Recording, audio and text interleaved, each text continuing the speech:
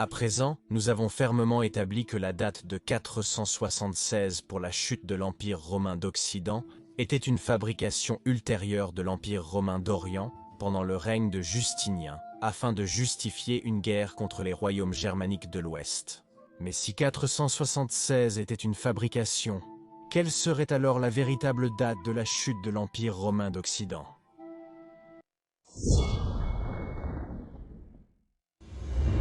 Comme nous l'avons établi dans les vidéos précédentes, le chroniqueur romain d'Orient Marcellinus Comus a été le premier à avancer l'idée que l'Empire romain d'Occident était tombé en 476, dont j'ai parlé dans cette vidéo ici. Comme nous l'avons dit, selon toutes les définitions d'empire, le royaume de Théodoric était bien plus un empire que l'Empire romain d'Occident. Officiellement étiqueté des années 470, il avait un territoire plus vaste. Il était politiquement plus stable, il n'y avait pas de constantes usurpations et de guerres civiles. Et après, 510 Théodoric régnait même efficacement sur le royaume wisigothique. Ainsi, pris ensemble, une grande partie de l'ancien empire romain d'Occident était gouvernée depuis Ravenne, comme cela avait été le cas dans les dernières années de l'empire romain d'Occident après la mort de l'empereur Anthemius.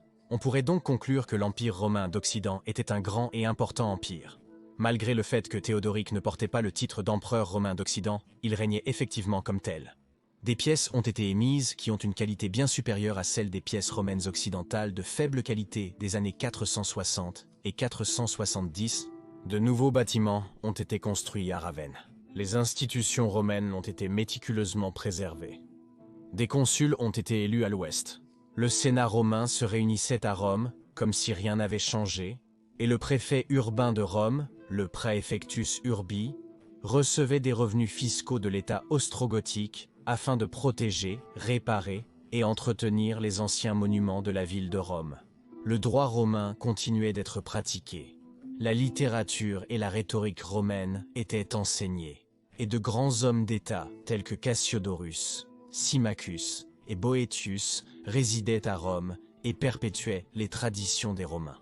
Le latin était toujours parlé, et même le commerce a commencé à réémerger quelque peu après les années tumultueuses des années 470. Les routes romaines étaient toujours fonctionnelles et utilisées. Les aqueducs romains transportaient toujours de l'eau vers les grandes villes de Mediolanum, Ravenne, Néapolis et Rome, et les thermes romains étaient toujours en usage dans toute l'Italie. Même des jeux étaient organisés dans le cirque-musée. Pendant le consulat d'Eutharic, qui a été nommé à ce poste ancien en 519, un consulat qui a même été accepté par l'empereur romain d'Orient Justin I, des jeux ont eu lieu au Circus Maximus et au Colisée.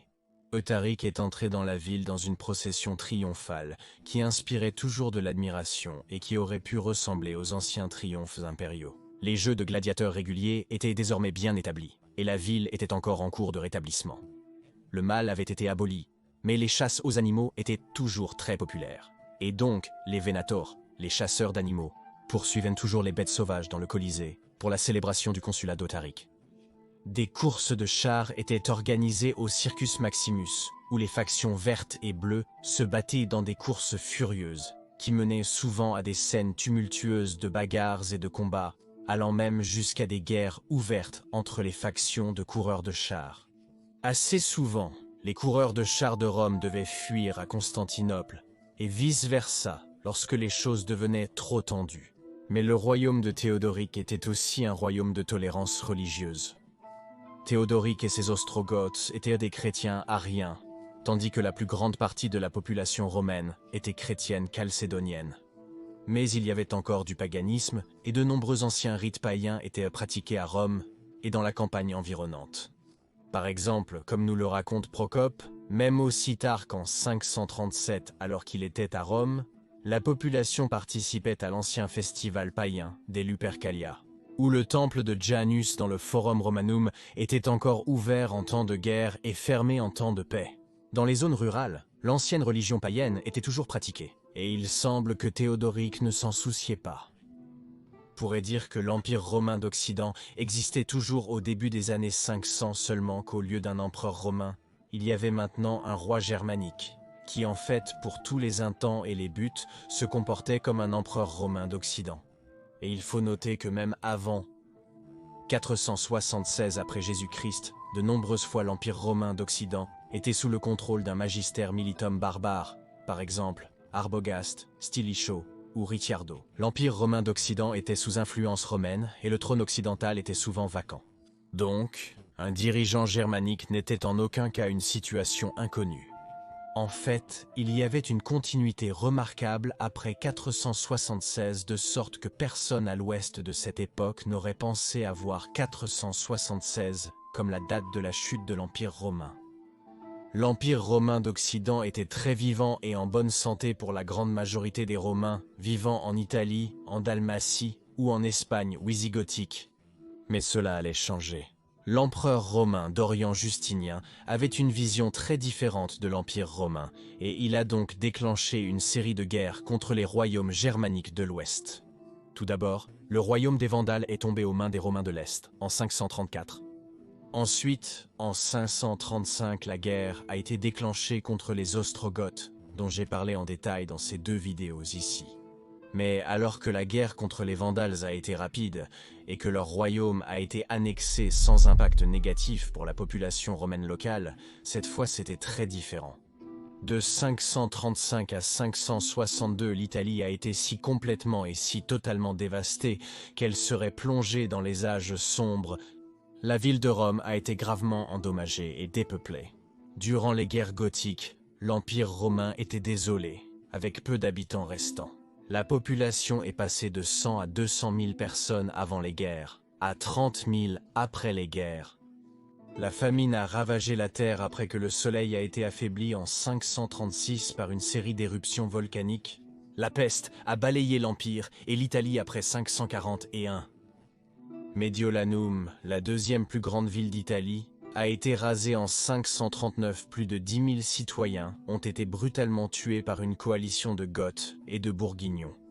Tous les sénateurs romains ont été soit tués, soit ont fui vers Constantinople ou des domaines fonciers. Les postes de consul et de préfectus urbi ont cessé d'exister à l'ouest. Le droit romain, les bibliothèques et d'autres anciennes institutions romaines ont disparu. Les aqueducs de Rome ont été détruits, inondant la Campanie et la transformant en un marécage infesté de maladies. La grande ville impériale de Rome a été détruite, et les bains royaux, dont certains étaient en usage continu depuis plus de 500 ans, ont cessé de fonctionner et ont été abandonnés. Les Lombardes ont ensuite envahi l'Italie en 568, fracturant la péninsule en territoires gouvernés par les Lombardes et en territoires gouvernés par les Romains de l'Est, une fracture dont l'Italie aurait besoin de 1300 ans pour se remettre, ce qui faciliterait également l'aliénation de l'Est et de l'Ouest, Église chrétienne. En bref, tout ce qui avait été romain a été totalement et complètement détruit lors des guerres gothiques. Nous pouvons donc dire que la véritable fin de l'Empire romain d'Occident a commencé en 535 après Jésus-Christ et s'est achevée en 553, lorsque les Goths ont finalement été vaincus à la bataille de Mons Lactarius par le général romain d'Orient, Narcès. C'est seulement en 562 que les derniers bastions francs et gothiques ont été vaincus en Italie, mettant fin au reste de l'Empire romain. L'Empire romain a été détruit en 535 après Jésus-Christ, suivi de 27 ans de guerre brutale sur la péninsule. Les villes d'Italie, qui avant les guerres gothiques étaient prospères, étaient maintenant en ruine. La population était totalement appauvrie et réduite. L'Empire romain d'Occident était maintenant vraiment tombé. Et cette chute a commencé lentement. En 535, a vraiment commencé à s'accélérer après 546, et était complète en 562. Ainsi, Rome n'est pas tombée en 476, mais de 535 à 562. Ces 27 années ont pour moi vu la véritable chute de la ville de Rome elle-même, et de ce que nous aurions pu appeler un nouvel empire romain d'Occident ressuscité. Ainsi, Justinien, en voulant restaurer l'Empire romain d'Occident, l'avait en fait terminé. Une autre de ces ironies de l'histoire.